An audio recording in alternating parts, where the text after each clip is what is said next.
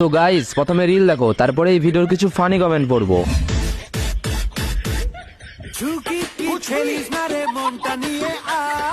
আয়না এসে টনিক দিয়ে ছাড়া এ বুখার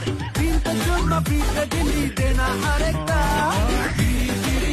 चलिए शुरू करते हैं। দাঁতগুলা দেখো একবারে সোরের মতো। দাঁত না না না না রাক্ষসের দাঁত।